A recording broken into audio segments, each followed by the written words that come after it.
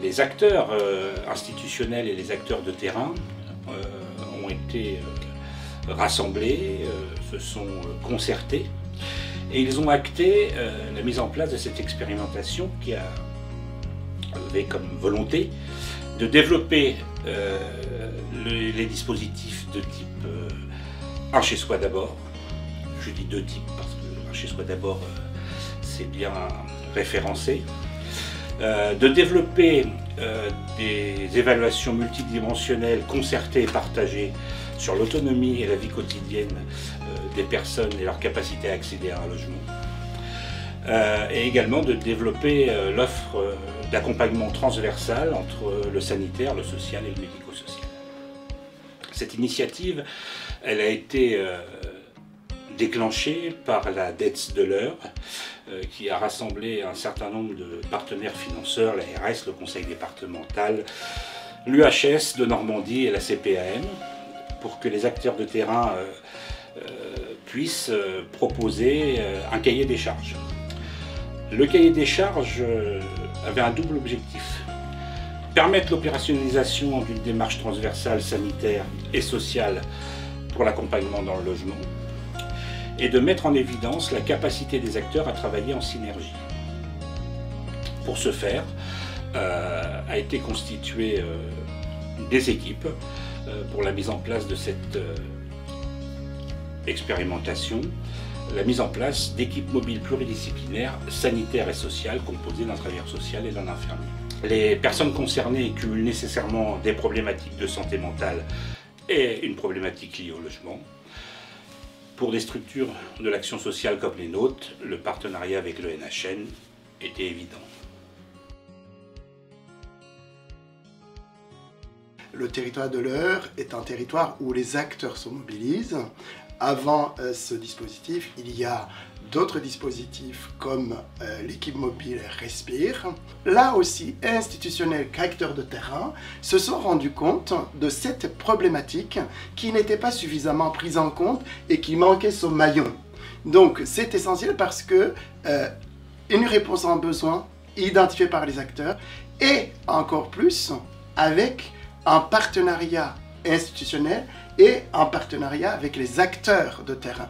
Et en quoi elle est complémentaire aux autres dispositifs, il y a une articulation, par exemple si je parle du logement inclusif, il y a une articulation qui est portée par l'abri et les autres acteurs, il y a une articulation avec les acteurs dans le cas des comités de suivi ou des comités de pilotage qui veillent à la complémentarité pour éviter qu'il y ait un empilement, comme on dit, des millefeuilles.